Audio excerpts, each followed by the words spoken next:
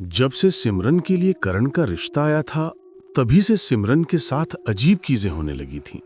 कभी चलते चलते उसका अचानक बेहोश हो जाना, कभी बदन पर नीले निशान उभर आना, और अक्सर रात को खौफनाक सपने।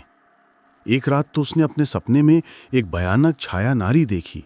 लंबा कद, उलझे बाल और कानों के पास मंडराती हुई कोई काली धुंध। सिमरन ने ये सब बातें करण को बताईं, तो करण ने उसे शहर से बाहर पुराने किले वाले मंदिर में मिलने के लिए कहा। सिमरन तैयारी हो रही थी कि तभी उसे घर के हॉल से उसकी दादी की एक जोरदार चीख सुनाई दी।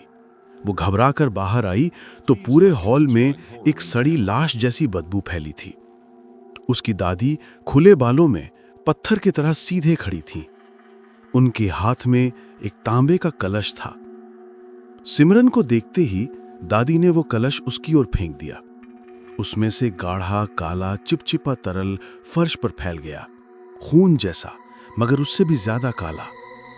दादी जमीन पर बैठकर उस काले खून को दोनों हाथों से अपने चेहरे पर मलने लगी।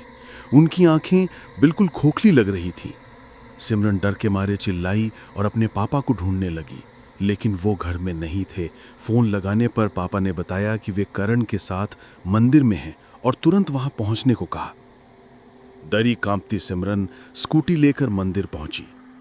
वहां जो उसने देखा, उसकी रीढ़ में कड़ाक से सिहरन दौड़ गई।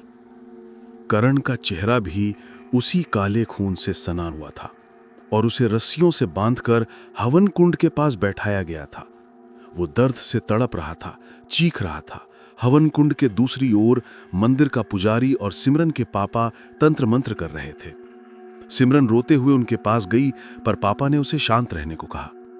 जैसे जैसे हवन आगे बढ़ता, करण की चीखें और जोरदार होती जाती। अचानक उसकी चीख थम गई और उसकी आंखें एकदम सफेद हो गईं। सिमरन ने देखा कि उसके चेहरे की बनावट बदलने लगी है, मानो उसके अंदर से कोई और आत्मा बाहर आने की कोशिश कर रही हो। और अगले ही पल वही छाया नारी जिसे सिमरन ने सपने में देखा था, करण के शरीर से बाहर निकली और कर्कश आवाज में चीखने लगी। मंदिर के पुजारी ने कलश का पवित्र जल और हवन की भस्म उस आत्मा पर फेंकी और वो चीखती हुई गायब हो गई। करण बेहोश होकर गिर पड़ा। सिमरन उसे पकड़ने आगे बढ़ी तो उसके पापा ने उसका हाथ पकड़कर रोक लिया और असली सच बताया। करण ने कई साल पहले त्रिकर्ण काया नाम की एक खतरनाक आत्मा को सिद्ध किया था।